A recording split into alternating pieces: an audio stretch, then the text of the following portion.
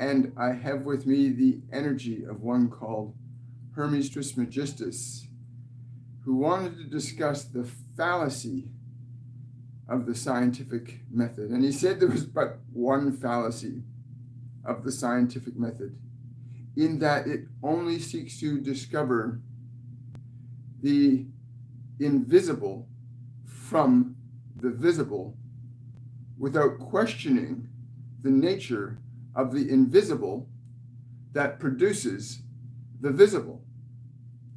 The very nature of consciousness, of awareness, even those that are utilizing that awareness to apply the scientific method, is that they do not consider fully nor accurately the very nature of this invisible realm that is causative to that which becomes scientifically observable. Your modern theoretical sciences and your emerging quantum sciences loan themselves to opening up now to this realm of the invisible. As long as science continues to pursue the invisible only by means of what is measurable through the senses, then discovery and evolution will slowly trudge forward. But if one considers the nature of awareness, the flow of energy in the form of emotion directed by a specific consciousness, then a pursuit of understanding can be based on direct knowing as opposed to the measurement of the visible. The very nature of consciousness or awareness observing matter in and of itself is a phenomena observable to you.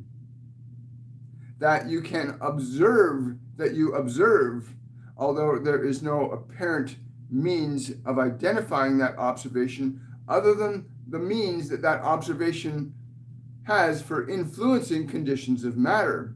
Even the function of language through a physical body, while observable, one knows or has supposed to gather that there is something inside the system, you call it mind, that directs and structures the information to allow these expressions to happen through the form. But have you considered how you allow that in your own body, how you allow thought and information to be regulated through your own mind and body, to pursue awareness within yourself can lead it to a greater unfoldment in your own experience, to become aware that you are the intelligence, the substance, the vibration that initiates the pursuit of the scientific method. That the observer observing is what needs to be observed more than what is being observed, and in that a greater sense of discovery, understanding, and knowledge can unfold.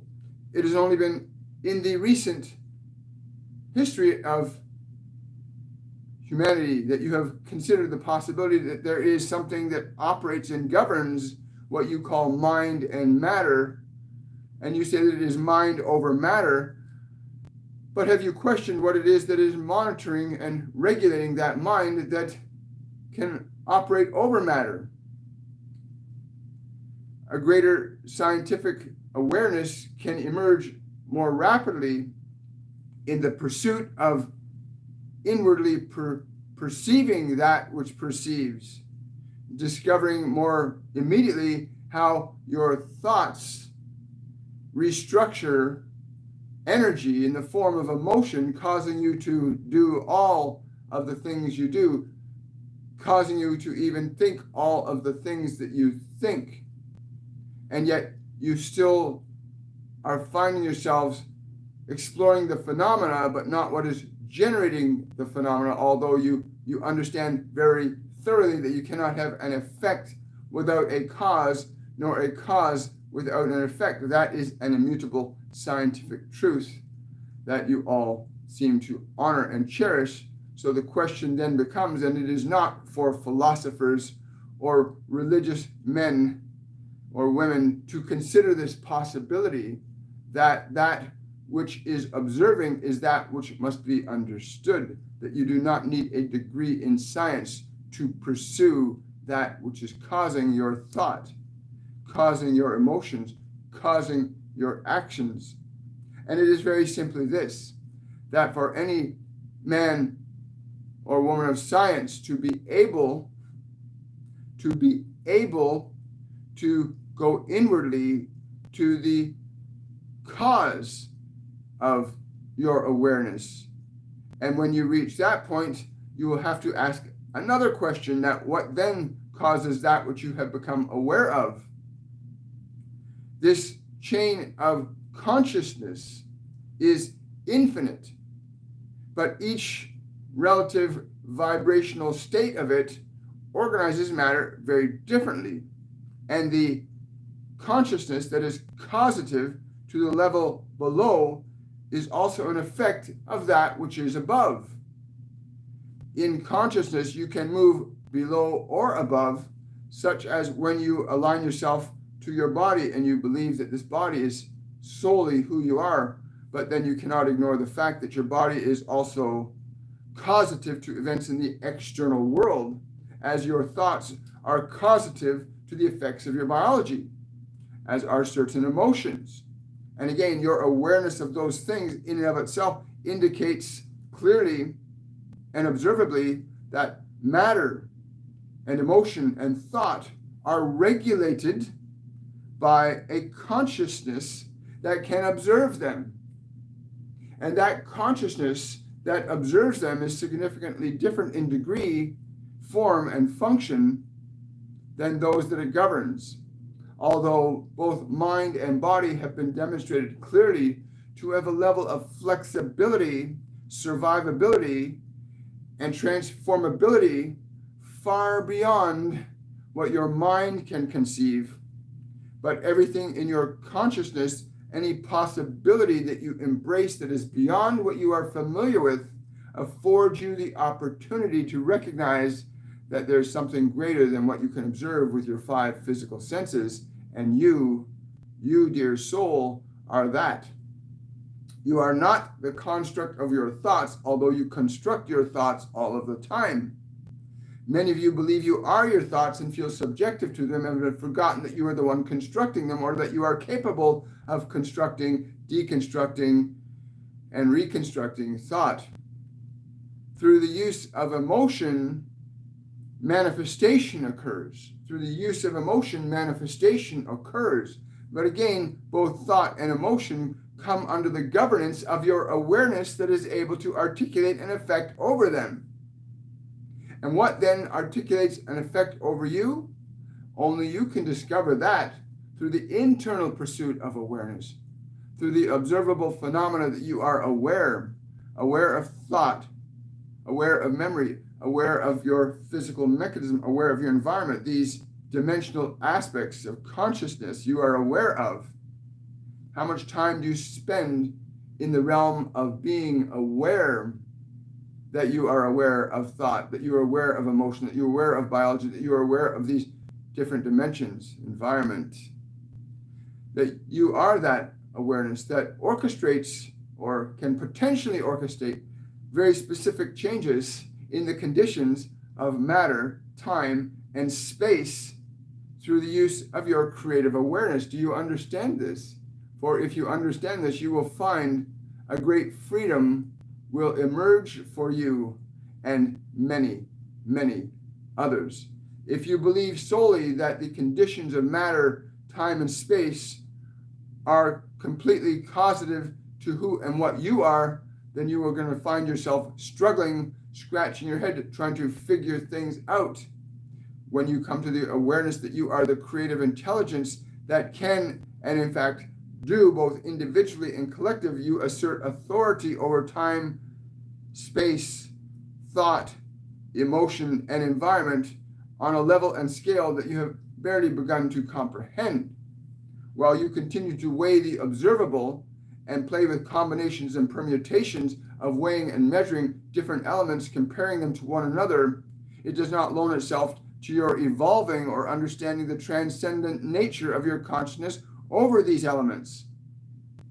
The simple examples of functions like firewalking or being unable to pierce the skin of one who is trained in the ability to structure their consciousness in their body to function very specifically, you can see quite readily that there is an element of the personality that transcends, in fact, conditions of time, space, and matter. These elements are not miraculous, but merely natural phenomena of an awareness that recognizes its relationship over the conditions of thought, energy, and matter. While all of these are inseparable from one another, they both have causal relationships one to the other, but there is a hierarchy to this process that when your awareness ascends to a place in perception that allows you to be aware that thought, emotion, and matter do indeed respond and react to the nature of what you align your awareness to. If you believe that you are simply a body and that you will suffer and die, or that things can hurt you, then that will be your truth, and there will be no judgment in that other than the judgment of the experience that occurs as a result of that. If you believe that you're completely and wholly subjective to your emotions, then you will experience great discernment and disconcernment in understanding the nature of those emotions. You will think that you are somehow unable to modulate or alter or change them because you believe that you are them. If you believe that thought is the exclusive realm of what defines who and what you are, then you will be bound by the structures of the personality that has been given to your mind and body from your environment. But the very moment you consider that I am not these thoughts, I am not these emotions, I am not this body, I have these elements that I'm here to learn to gain experience in the process of creation, to learn and experience the process of creation. And is that not a wonderful pursuit of the individual, rather than to formulate ideas and philosophies that you utilize as means of generalizing people into belief systems that restrict them from evolving themselves? You could easily and readily open your consciousness up to share the wisdom and truth of the freedom that comes with the capacity to recognize that which you truly are and your ability to effect change over thought, emotion, and matter. If all of you were thusly directed for the evolution and awakening of consciousness, you would find that this nightmare of what you call consumerism would come to a conclusion fairly quickly. For what would you need to heat your body with if you could heat your body with your consciousness? And what would you need to cool your body if you could cool your body with your consciousness? What need would you have then of all of these technologies of heating and cooling if you understood that you could do these things, that you could literally walk through the fire and walk through ice and bear no harm? Then you would simply enjoy the experience of being, the experience of how your consciousness interacts in the experience of creation with all that is. This is quite simply the only fallacy in the scientific method, that you have not pursued the invisible, directly pursued the invisible within you, that you are aware. You are caught up in the wonder of thoughts and ideas, and while they may be very wonderful indeed, they do not loan themselves to liberating you from subjectivity to that mind and subjectivity to your theories and ideas. When you are a free sentient consciousness able to alter and change conditions of time, space, and matter on a scale barely recognized by humanity as a whole, and only fundamentally recognized by but a handful in this physical dimension. You have the opportunity now, with the energies incoming to this dimension, to elevate your consciousness in understanding and comprehending your true nature, so that you can liberate yourself and others from the unnecessary process of suffering, and supplement that with the necessary process of deliberate creation. In that you will find liberation and freedom. In that you will find the extension and expansion of life on this planet in a scope and scale not seen since great Atlantis or Lemuria. You will understand that you have a far greater reach in terms of time and spatial experience from the perspective of your creative consciousness more than you do from the process of tinkering and weighing and measuring for the sake of tinkering and weighing and measuring to understand what you can already observe with your 5 physical senses. Such things as X-rays and cosmic rays and gamma rays are only recent discoveries because you were able to manage a manifestation of equipment from the invisible to the visible realm, but you've not explored the nature of where you have gotten your ideas from that would allow you to explore these things. If you do this, you will find great peace and great liberation can be brought forth to all in this physical dimension. This is all that I have to say today through this one. Wow. Good morning, everybody. Thank you very much, Hermes. I really appreciate that. We live in an amazing time right now. I want to say, send my prayers and love and light to the Philippines today. Let everyone that's there be blessed and receive guidance and the assistance that needed, and they will. It's going to be happening very quickly. But I've also been told to tell, if you're in the Philippines and you're hearing this, if you're close to any really active volcanoes, don't be too close. Be at least a few miles away from any active volcanoes in the Philippines. I've just been told to say that. I'm not saying that something's going to happen. I've just been told to say that. And we have also one of our instructors living down in the Philippines. So Chico, if you hear this, please give us a shout out. Let us know that you're biologically okay. I get a feeling that you're totally fine. But my ego self, my little William self, wants to have concern. So that's that. So bless everybody in the Philippines and bless all those that are dealing with the floods and famines around the world. You know, we have to get to this place where they keep telling me again and again, we as a species have to get this realization that our emotion affects matter. They keep screaming this at me. Your emotions affect matter. Every human action comes from an emotion. And thoughts can create emotions. Qualities of thoughts can create emotions. They say this repeatedly. This is what the ascension is, getting people to that place where we are not subjective to emotion. We're not subjective to, that doesn't mean that you don't experience them. It means that you're not subjective to them. But that the ascension is rising up above being just a body, rising up above just being a collection of thoughts, rising above just being a collection of emotions that you think you have no control over. No, emotion is what we create our experience with, and we are doing so collectively. You cannot separate humanity from the rest of the world. You cannot separate us from other components in the solar system. We are part of an infinite dance of life, and they keep saying to me over and over again, wake up. Wake up. You are not your thoughts. You're not your emotions. You're not your body. You're here to learn the process of creation. Over and over again, they say this. And collectively, there are people, leaders on this planet, and I hope you hear this wherever you are. I hope this gets to you, that it is the overall consciousness of humanity as a whole that is affecting our behaviors as a collective species and as individuals. I'm also told to tell you that processes of eliminating or reducing population is not a solution, for you have no idea what you are causing in your ignorance of the effects of this. You cannot assert a cause upon a form without reaping also for yourself an effect. You cannot separate yourself. You cannot separate yourself from all that is. And to believe that cutting off the hand or the foot because it offends you, it means that you will simply have difficulty walking and managing things with your other hand by itself. There is a far more efficient way of elevating collective unconsciousness of humanity, and you put all the right mechanisms in place, but using them in the wrong fashion.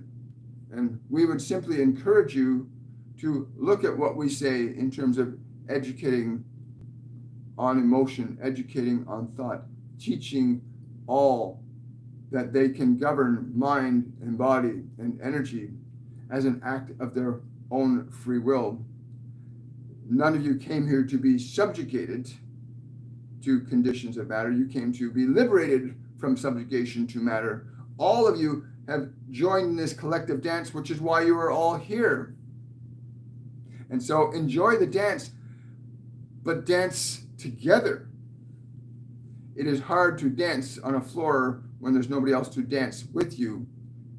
And from what we can observe, what you are doing is going to cause effects that you will have great difficulty in overcoming from the mechanisms that you're currently using on the physical dimension are only sufficient to a certain point, and they will reap causes and effects that you at some point will not be able to contain. But we know that you also know that too. We are at a most amazing time. We are at a most amazing time in our experiences as beings.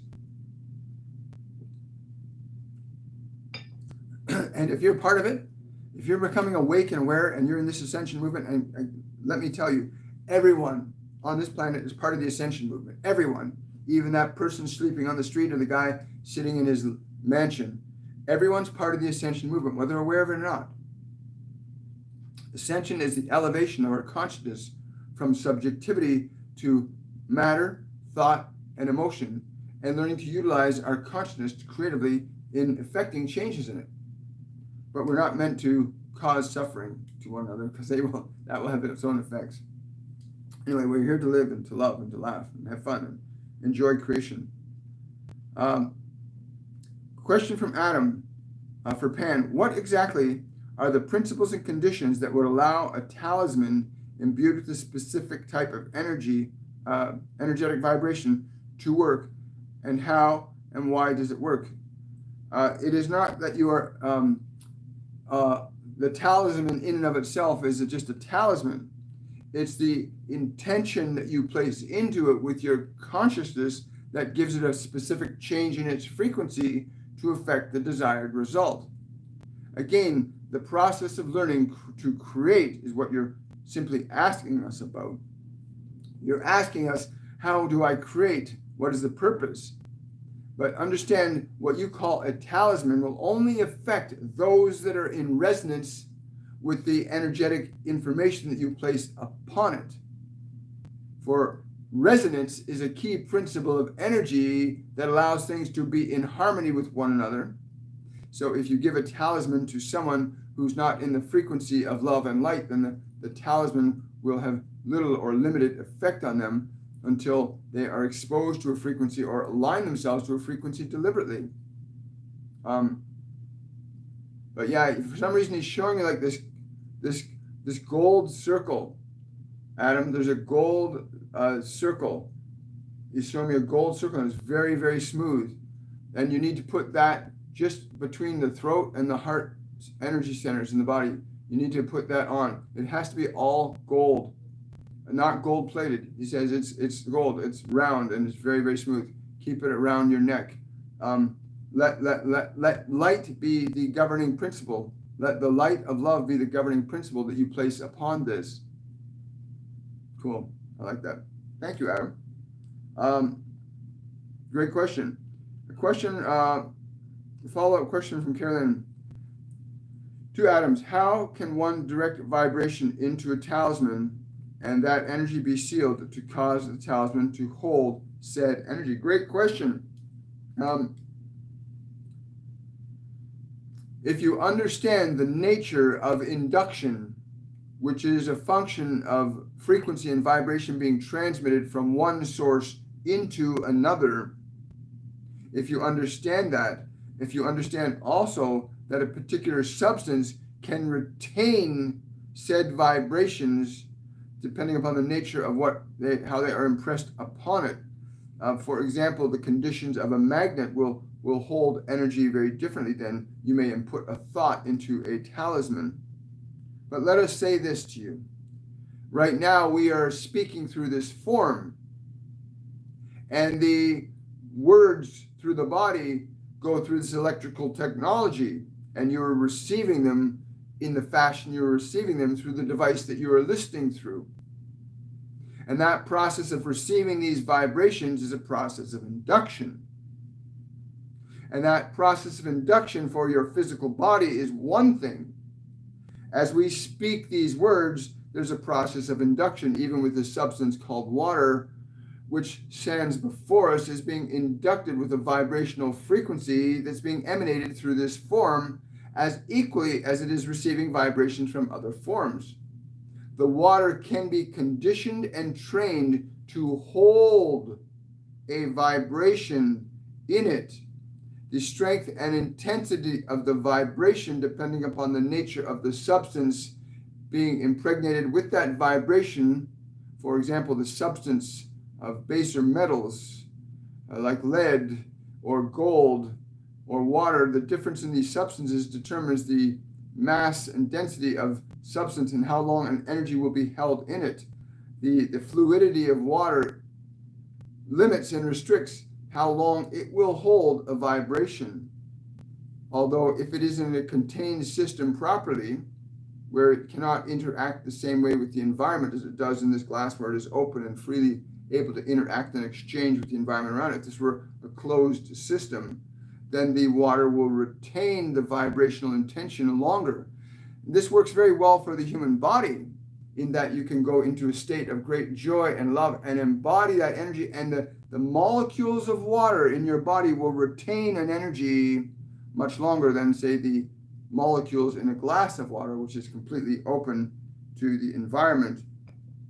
Your body can be conditioned to be a retainer of great love and also great fear. It is a very flexible thing. But metallic substances, when imbued with a clear intention, if you can allow your awareness to feel the substance that you're imparting the energy to, receive it, then you shall know when it is filled. If you can feel the vibration of the substance receiving your intention, then you will know when it is filled. And when you know it is filled, it will retain it. The more dense the substance, the longer it will hold a frequency inside. This science you have of kinesthetics, where you can feel memories and thoughts from jewelry from others, is an evidence of this. But water does not retain it the same way.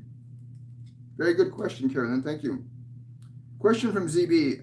I am almost 48 hours into a fast. The urge to go for the full 72 hours with nothing but water is there.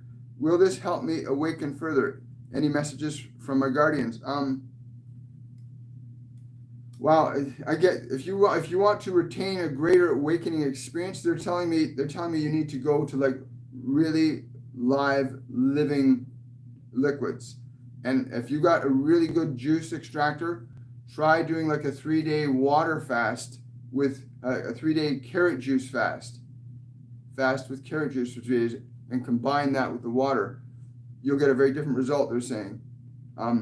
What you're doing now will purge some of the biological components, but what you're truly asking about is, how can I elevate my consciousness?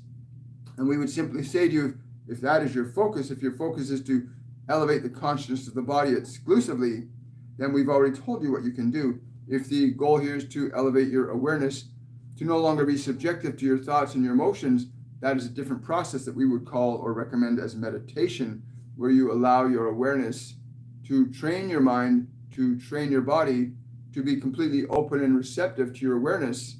Then you'll become more conscious and cognizant of who and what you are, as something that interacts with and can function independent of that biological mechanism, those mental thought forms and the emotions that they are a composite of. Understand that the biological entity that you're in is a composite of thought, emotion, and the environmental substances you place in that body.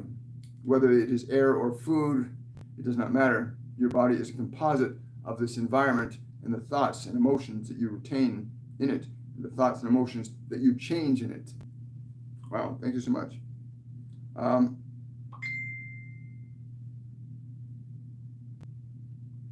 Question from Sophia. Thank you for that super chat, Sophia. When can I go to Dubai? I don't know who this is, but they're laughing. They're saying you can go anytime you choose. But you must choose. It's funny. They're telling me there's a part of you that's already there. There's a part of you energetically already in Dubai. It's like there's an astral projection of your awareness already in Dubai. And it's almost like we're hearing your body and mind saying, can I catch up with my awareness that's already there? But there's a part of you that's already in Dubai. And you need to simply decide to bring the mind and body over there. once you make that decision, it shall happen fairly quickly, very excitingly. And then you can share that with everybody here. Let them know how easy it is to manifest by choice. Question from Fee 444. If the planet as a whole is being lifted in vibration, how will other earthly species, not humans, be affected? This is a really great question. I've asked this question before. What's going to happen to the animals as this process? What's happening is the animals are suffering because humanity has not gotten its shit together. It's still so caught up in ego. It's so caught up in control and power. We're so lost in mind and emotion and body as the source of our identity. We're not effectively working with the planet. Animals, if we make our shift as a collective unconscious as humanity, animals will flourish and evolve because our need for food, our need for land will change dramatically when we realize a lot of the things that we have, we really don't need. These are just toys and games. We've turned this into an amusement park, right? And the animals came here to experience being over great lengths of time. You know, the consciousness of dogs, the consciousness of elephants. They've been on the planet for tens of thousands of years, some of them for millions of years. We've got creatures that have been experiencing life over timelines that are unimaginable to most humans. Where, you know, you look at dolphins or you look at alligators, some of these creatures, their consciousness have been experiencing being in complete harmony with this system over millions of years, being in harmony with this system. And that is what they're here to learn. They will alter and change once their lessons are complete. They will be altered and changed. But they will flourish. Yes, they will flourish greatly when humanity comes into that place of balance within itself, when it understands its relationship and authority over creation, over thought, over emotion. Once you have a mastery over your thoughts and emotions, then what you will do and be is very different than what you're currently seeing in the world today, where you believe that you are suffering and struggling with need and fear. But these are unnecessary elements when you understand the truth of your nature.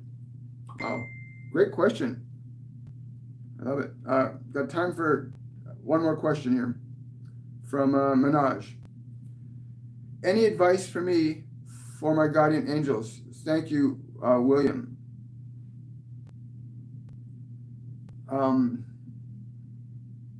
Yes. I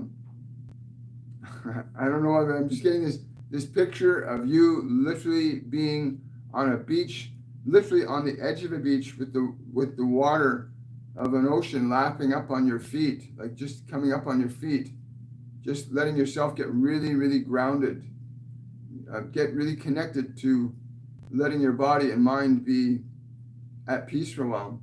But this image of a chair, you're just in this chair with your feet, with the waves coming up on your feet from the ocean. It's beautiful.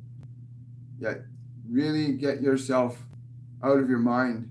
Like this is about like laying back and letting yourself be in peace, right? Peace is an emotion, and peace is also an action. Just as excitement is an emotion, and it's also an action. I want to wish you all much love. I want to say thank you for coming out. Also want to remind everybody that August the 15th, our Masterclass 102 begins on that day, August the 15th, 2022. And it's a course in learning to let go of your old, past, dense emotions so that you don't have to be challenged by emotions. You can learn how to liberate emotions from your mind and your body. You don't have to be affected by your past and the present anymore. I want to thank you for your support on my channel. I want to thank my patrons for your support. I look forward to seeing you very soon. Also this Friday, July the 12th, July 27th, the power of, the power of grounding, as per one of our subscribers on this channel, Lynn GG. And Guy's going to be coming through, and it's called Honor the Mother, and it's the power of grounding. That'll be this Friday on Short to Soul. Don't miss this one, because she's going to walk us through some really powerful things on grounding and why that's so important right now for everyone that is feeling ungrounded or like out of control. Grounding is very, very important. I want to wish you all much love. If you want to support the channel, you can do so through my Patreon page at patreon.com/William Michael Forbes. Have yourselves a wonderful, a joyful day, and I will see you on Friday's edition of Shortcuts for Soul. Bye for now.